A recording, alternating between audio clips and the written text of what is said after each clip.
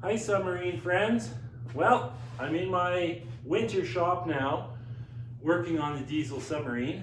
So right here you can see the engine compartment that I built for the back of the submarine. So this now is the back of the submarine. It's turned around in the shop. This is the hole that I made for that to plug into and then weld into place. So what I did, I built myself this fancy little cart.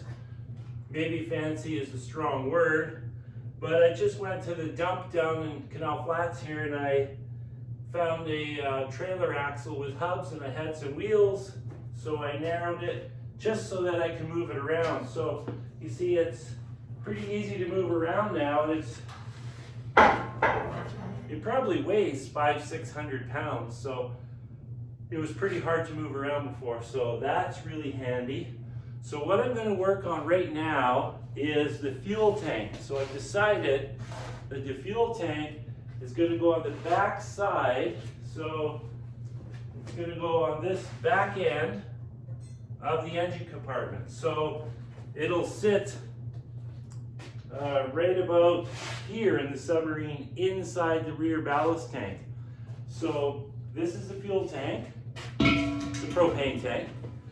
Now, what's nice about this is underwater all the time. So the weight of the fuel is zero. So what happens when I use fuel, the submarine becomes lighter. So I simply have to add more water to the variable ballast tank for this to submerge. And I've compensated for that. My variable ballast tank is huge. It can hold 350 pounds of water, and there's only 50 pounds of fuel in there. So this tank will give me 10 hours of cruising, which may or may not be enough, but I can carry additional fuel, plus I can put an additional fuel tank on and transfer fuel to this tank. So what I'm going to do is I'm going to weld a pipe to the top of this for filling. It's going to angle over and come up so that it comes up right here, even though the tank is back here. And the reason for that is I have the nice big flat deck here, so I can put an extension pipe on when I want to fill it. So I'll just carry a tube on the submarine. So if there's some waves or something, I can add fuel to it from a jerry can or what have you. So then I need a vent. So then there's going to be a second tube coming out of the top of this that travels up, goes underneath this decking, all the way up into the sail, and then up, and then it's going to do a UE back down, and then it's going to have this little float device on it.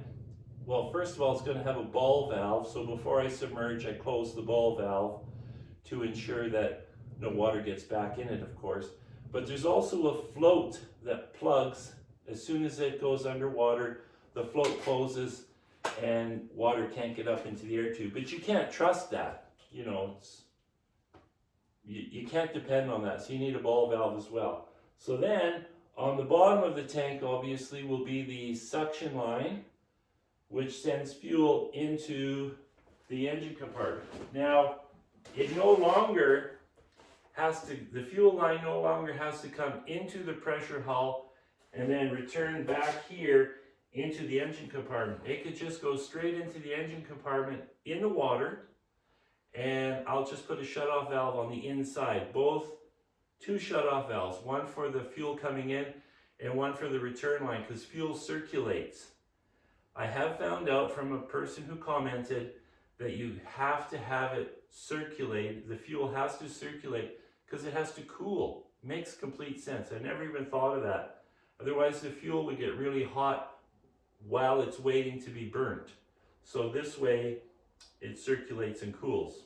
Okay, so my project for today is to make mounts for this, weld in fittings so that I'm actually going to weld a fitting to the top of this tank so I can screw a pipe into it. I'm not going to actually weld a pipe to the tank.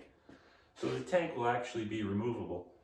So that's the project right now. I've got a new camera monitor coming for my drop camera. That'll be here tomorrow, I think, and then I can do a little more testing with that. But this is what I'm working on this weekend. I'm still at work, so I can only work weekends.